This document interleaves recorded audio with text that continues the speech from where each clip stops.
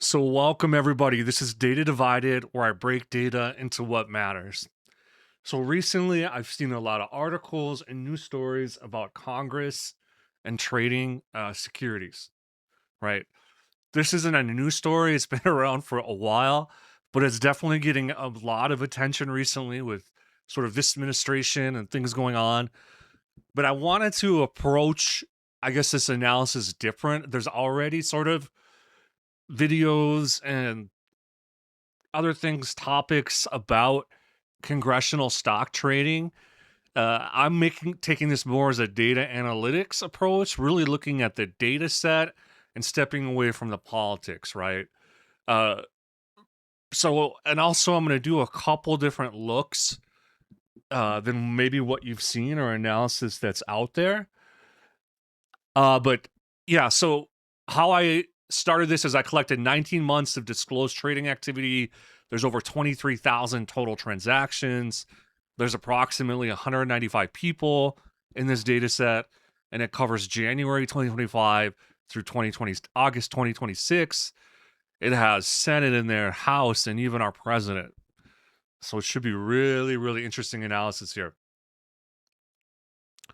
So I also want to touch quickly on my background so you understand the lens that I'm bringing to this analysis. I have over 13 years working as an analyst, mostly in the wealth management space. So I feel like I have some insight into the markets.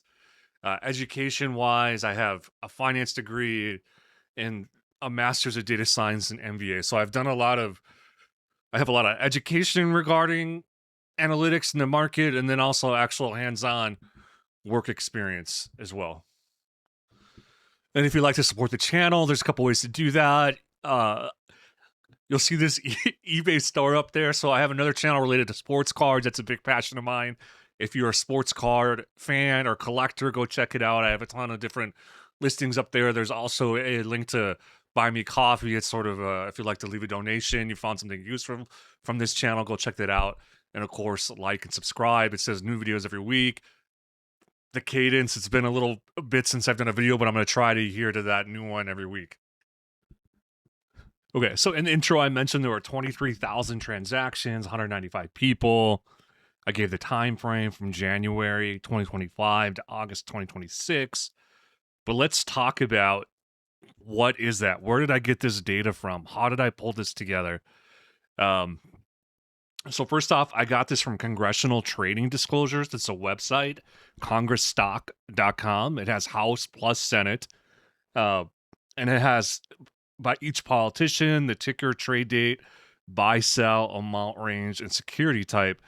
Because by law, Congress is required to disclose their financial transactions. Okay.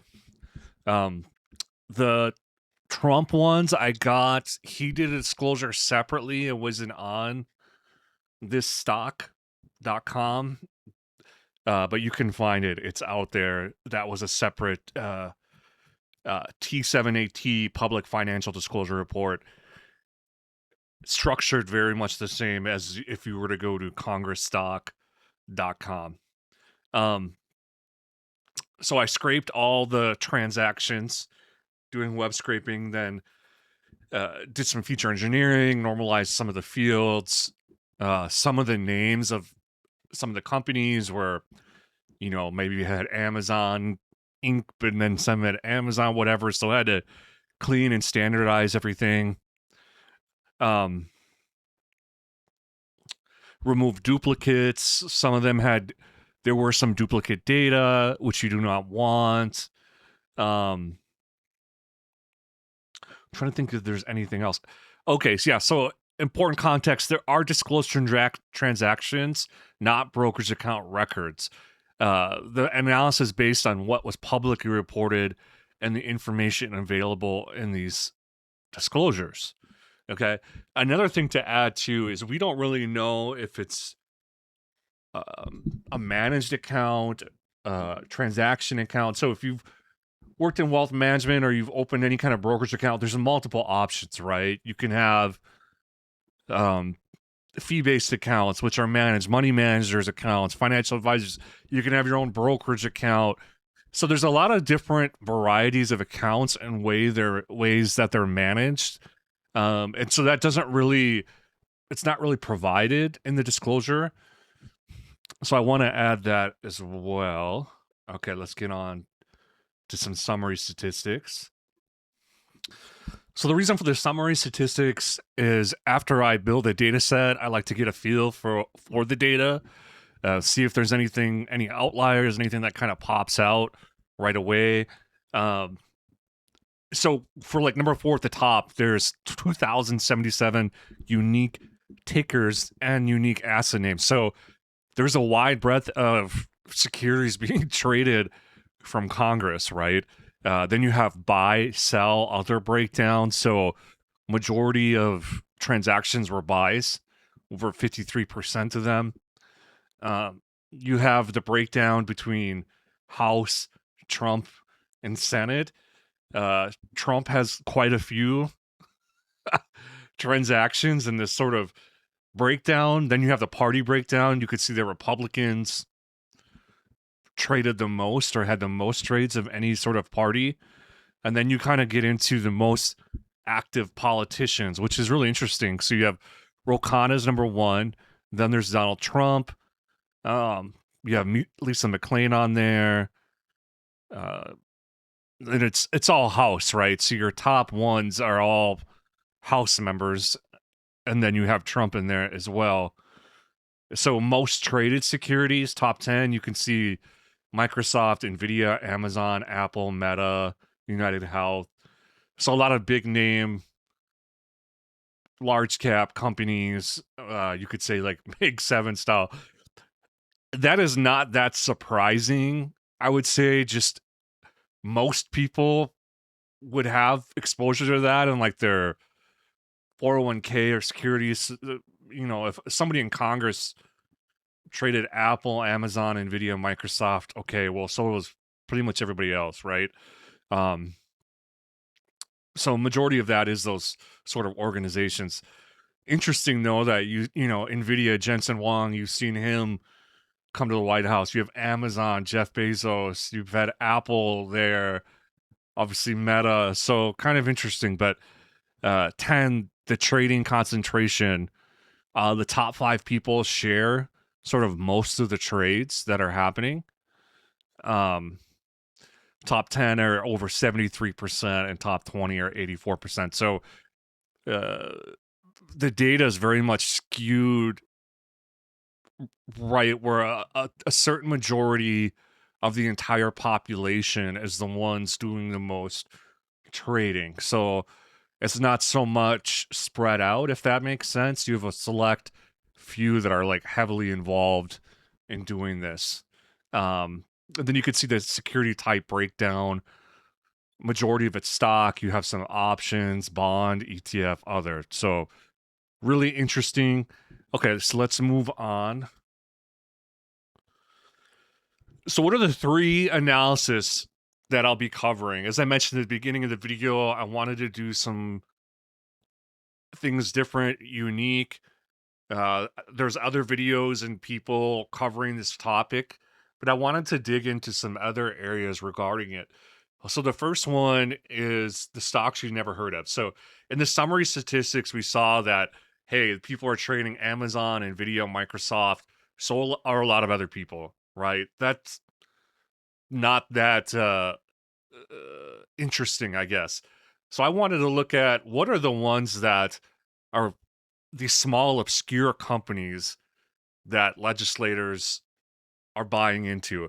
Now, I'm not trying to correlate it to, hey, they bought this and they're doing that and anything like that. It's just to bring awareness and show here are some of the odd, sort of smaller companies that they're investing in, okay?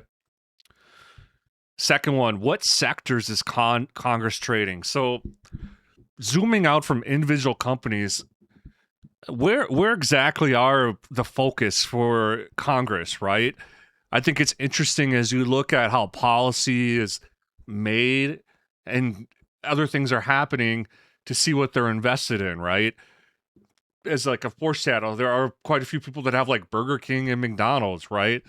But at the same point, you're trying to pass laws to remove certain things, and you have people invested in. I'm not trying, like I said, I'm not going to correlate those together. That's up to you, y'all to figure out. But it's just interesting to see sort of the different sectors that Congress is trading in. Okay. Third, how well were trades timed?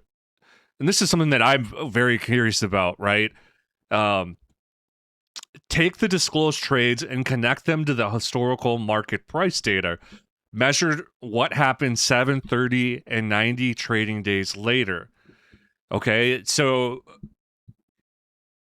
there's a narrative, and I wouldn't even say narrative, is that a lot of Congress people do very well when it comes to trading, and it's been reported, right? So let's look at the timing, right? Are they buying dips? Are they, you know, buying at the perfect time before something is announced? Things like that. Now, I'm not going super concentrated and deep into that. We're going to keep it at a high level, but it's more or less what is their timing and performance, right? Um, Obviously, people in Congress have access to more information than we do, but it should be an interesting sort of analysis. All right. The stocks you've never heard of. So for the first analysis, I wanted to get away from the obvious names. We already know that they trade Microsoft, Nvidia, Apple, Amazon, etc. Right? But what are the companies buried in these disclosures that most investors probably aren't watching or haven't heard of? Right? That's more interesting to me than if so and so bought Meta. Right? So how did I find them? So I basically only looked at equities, which was like 93% of analyzed buys. I excluded ETFs, funds, bonds, removed mega caps and widely known companies. Um, then I did a scoring model for each one to find sort of the unique top 10 company story candidates. Now, there could be other ways you could go about doing this. Um, I'm going to try to get the data up. I'm in the process of building a GitHub page to have all the data sets from my analysis up there. Once that's done, I'll put in the link. But look through there, right? But this is sort of the list that I came up with. And it's important to note that this isn't a ranking of the best stocks performing or most suspicious trades of these smaller companies. It's simply a way to surface interesting companies hidden inside those transactions. And one thing jumped out immediately. Every one of the top 20 candidates was driven primarily by a single buyer. At the top of the ranking is Heister Yale, with Tim Moore making 12 purchases and at least 320,000 in disclosed buying.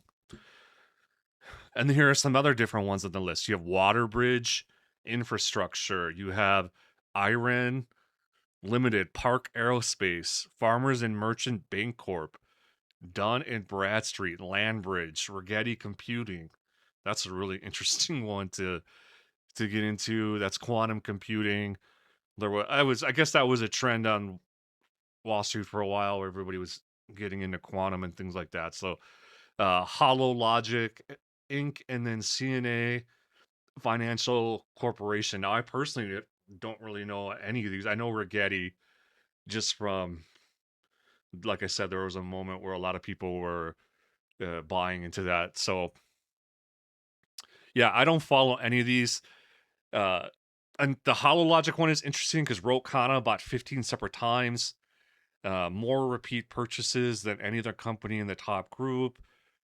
And also interesting is that the primary buyers span both political parties, plus the executive disclosures included in the data set. So the takeaway isn't that any of these trades are inherently unusual or improper.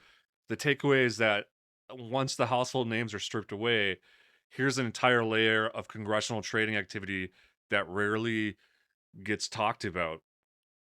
So do your due diligence looking into these, maybe something you want to possibly include. But you see Rokana is up there a few times on there with some of these. So, okay. So, what sectors is Congress trading?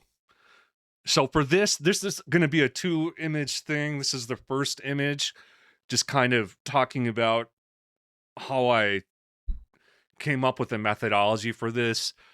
So, we've talked about sort of individual companies, these obscure ones.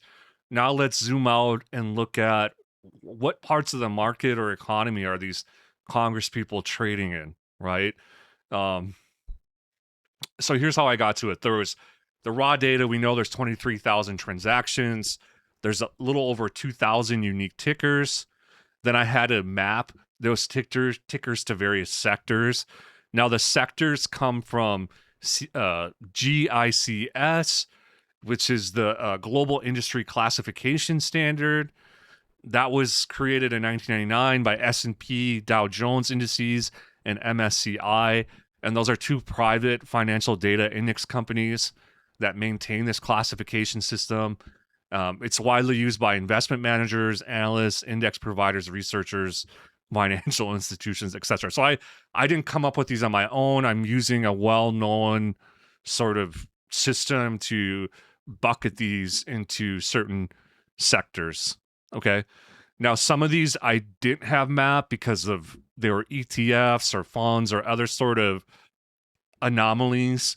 Also, the data is not maintained by me. I'm getting these data from a third party. So some of these, there could be some issues where things didn't get mapped. But still, overall, it was a healthy 19,000 roughly plus trades that got mapped. So we have a good sort of direction as to what sort of sectors and things they're buying. All right. All right. So data has been compiled. Now, what sectors is Congress trading? First off, majority of this is all information technology, right? So that's Nvidia, Microsoft, Apple, Google, Avgo, Broadcom, CRM. So a lot of that doesn't really surprise me. I feel like our technology side is such a strong part of our economy, so that's not too surprising. Um, I would say that what's surprising to me it was the number two, consumer discretionary, is more surprising than technology being one. And it's not barely second. It's 20.5%, well ahead of industrials, financials, healthcare. Some of the other ones I thought would be more on top. Energy was also surprisingly small to me at 2.5%, just given how politically important energy policy has been. So that one was surprised me. Also, that every single sector is uh is leaning towards buys, where what I mean by that, there isn't one sector where selling activity exceeded buying activity. That suggests the overall 53.6% buy tilt isn't just being caused by one sector, it's by everything. So you'll see that like with information technology, there was 54% buys to 45% sells, right? Um, Also, the technology's dollar value concentration caught my eye that its transaction account. So it represents 24% of transactions, but 36% of minimum disclosed value. So technology wasn't merely traded frequently. The disclosed transactions appear to have been larger as well. So a lot of money moving into that. Um, and then also the stocks driving technology are very conventional, right? Like the Nvidia, Microsoft, Apple, Broadcom, etc. So yeah, no, it interesting. A lot of money moving into that. Sort of, yeah. The consumer discretionary was also surprising to me, but hopefully that gives a good sort of overview. Tesla's on there as well. That one was interesting to me too. But yeah, all right. So let's move on. So how well were trades timed? How good is Congress basically at trading, essentially, right? This isn't looking at the overall return for one person. This is the entire sort of Congress put together. How good are they? Are they these as a whole? Are they better in average than other people? Right, essentially. So, okay. So first off, there's an important distinction in how I approach this. I didn't simply look at whether a stock went up or down after somebody traded it. Because if the entire market went up 10% and the stock they bought only went up 5%, I wouldn't necessarily call that a well-timed trade. So instead, I compared the performance of each stock against the S&P 500 using the ETF SPY as the benchmark. I measured that performance over 3 different periods: the 7 trading days, 30 trading days, and 90 trading days after the transaction. And the calculation to measure this return is pretty straightforward. I took the return of the stock and subtracted the return of SPY over the exact same time period. And that's what I'm calling the excess return. But there's one more important piece here, because buys and sells have to be treated differently. If somebody bought a stock, I consider that favorably timed if the stock went on to outperform SPY, right? If somebody sold a stock, it's the opposite. I consider that favorably timed if the stock went on to underperform SPY after they sold it. So essentially, after the transaction occurred, did the stock move in the direction that made that decision look good relative to the market? Okay. Now, I couldn't do this with every one of the transactions, things like private funds, bonds, and securities, without usable historic market price data that had to be excluded. But at the 7-day horizon, I was still able to analyze 19,325 trades, which is quite a bit of the data set, right? 83%. And after doing all that, the result is basically a coin flip, right? 7 trading days after the transaction, 49% of trades were favorably timed. At 30 days, 49% favorably timed. And 90 days, 49.6% favorably timed. So you almost couldn't make those numbers more 50-50 essentially, right? But it's pretty close to that. And the excess returns tells essentially the same story. The median trade underperformed its favorable benchmark by 0.05% after 7 days and 0.3% after 30 days. So basically, those are zero, right? So if you came into this video expecting the data to show that members of Congress are collectively crushing the market with perfectly timed trades, that's not what the data shows, right? But like I said, this is a collective, right? I'm sure there's other people who within the Congress are better at trading than others. But yeah, no. So it's interesting to see that. All right, so let's move on to the second image with this. Now, this is where analysis 3 gets a little more interesting. So in that prior image, we said it was a toss-up, right? A coin flip. If you were to net the buys and sells, so basically think about it this way. If you were to copy every trade that Congress did, you basically would have sort of a net neutral return, nothing, right? But when you separate it out and like look at some of the individual time trades, this is where it gets really interesting. Okay. So when you separate the buys from the sells, a different pattern starts to emerge. Let's start with the buys. Over the first 7 trading days, there really isn't much of a difference. About a 49%, 0.7% of buys were favorably timed, and the median excess return was essentially zero. At 30 trading days, only 44.3% outperformed the S&P, and after 90 trading days, that dropped all the way to 41. The median stock they bought was also underperforming SPY by about 4.4% after 90 trading days. And there's going to be a lot of reasons for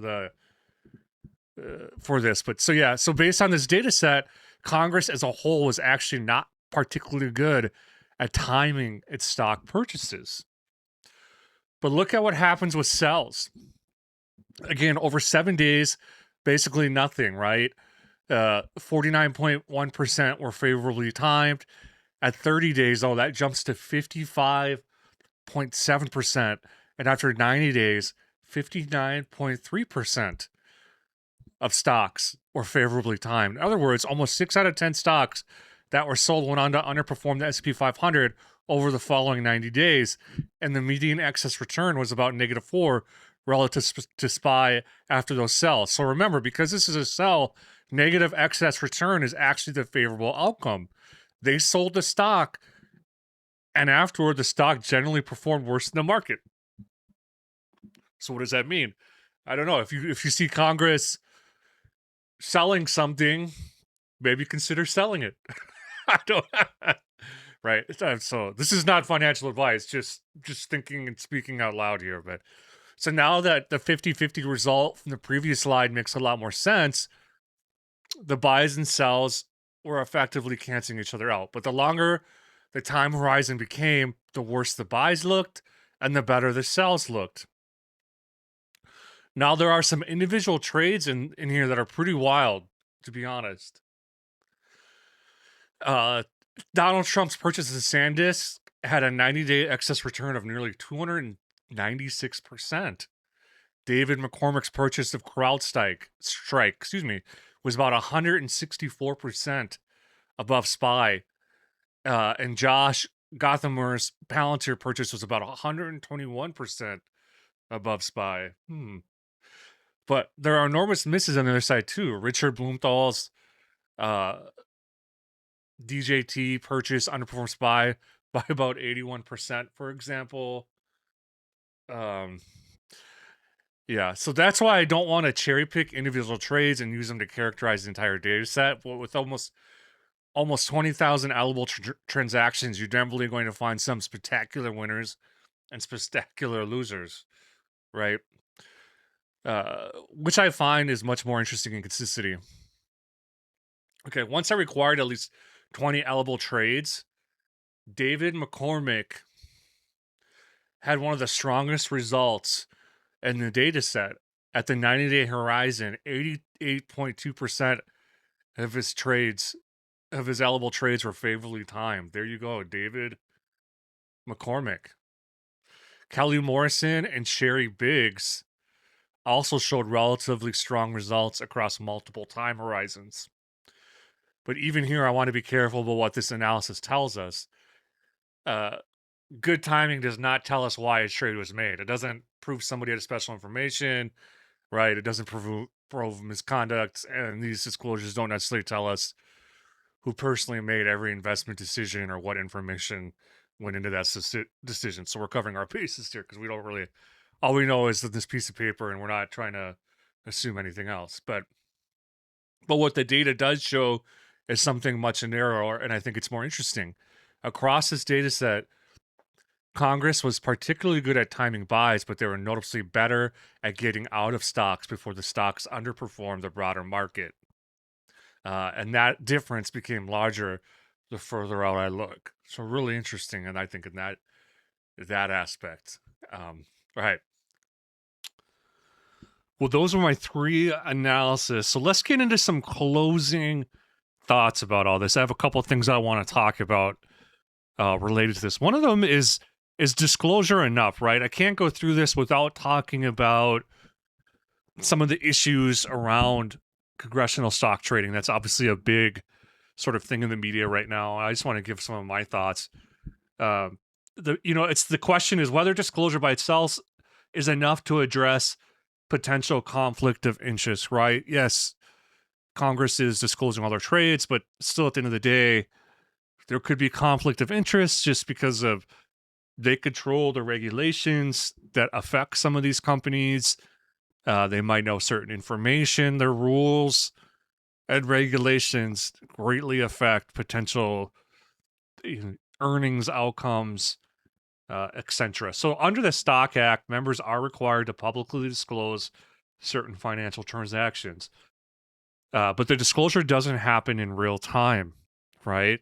So disclosure has to be within 30 days of notification and no later than 45 days later after the transaction. That's part of the act. So you have day 0, the trade's executed, and then you have up to 45 days to disclose your trade. And then obviously at that point, the public can see it.